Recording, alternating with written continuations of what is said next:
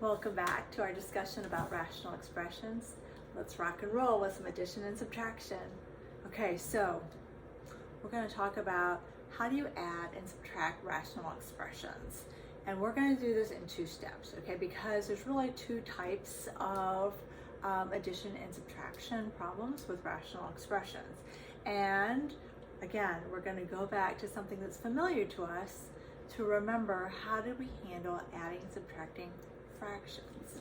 All right, so here I've got this example. I have 2/5 plus 1/5 here.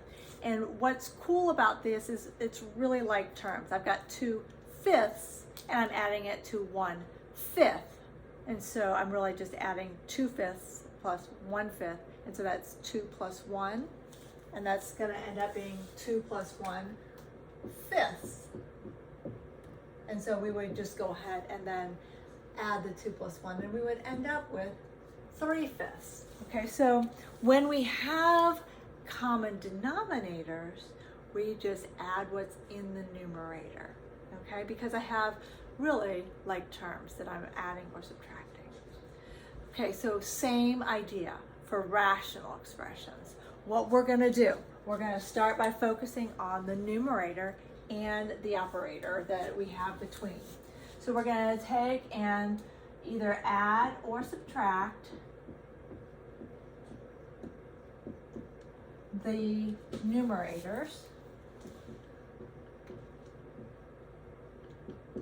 And we're going to make sure that we use parentheses. Okay, and you'll see why here in a second. Okay? Second thing, we are going to leave the denominator alone.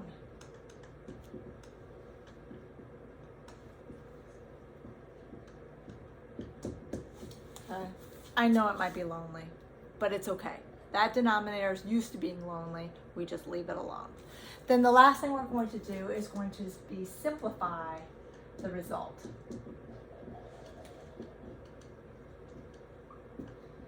Okay, so here we go. We have an example here that we're going to walk through.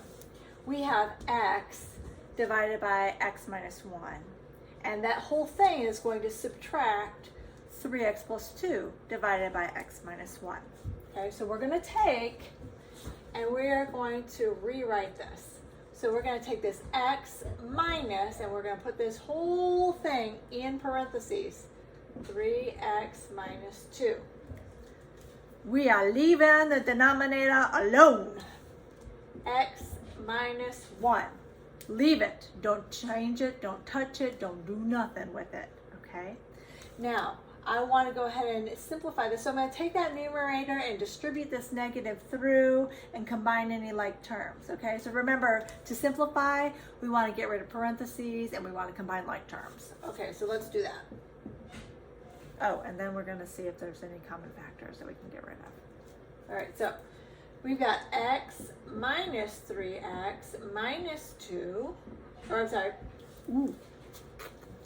x minus 3x plus 2, right? Because that negative has got to distribute through. I just really demonstrated why you have to use parentheses. Okay, now this is all divided by x minus 1. Now this x minus 3x, that's negative 2x. So negative 2x plus 2, all divided by x minus 1. Now I want to look at this and decide, can that be simplified at all?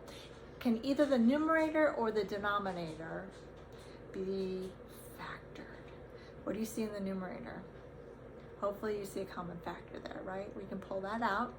All right, and we can either pull out a 2 or a negative 2. And since that negative 2 is in front of the x, I'm going to pull out the negative 2.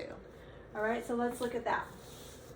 So if I pull out a negative 2 here, I'm going to divide it out of the negative 2x, which is going to give me x. Okay, and that positive 2 divided by a negative 2 is going to give me a minus 1. But that's all divided by x minus 1. And so now I can divide out that common factor. and I end up with a result of just -2. All right, so when we have the same denominator, we just want to add or subtract what's in the numerator, simplify it, leave the denominator alone, right? And then simplify whatever we end up with as a result for the sum or the difference. All right, next time we're gonna do something a little more fun, and that's gonna be adding or subtracting rational expressions part 2, different denominators. Do you remember how to do that? If not, stay tuned.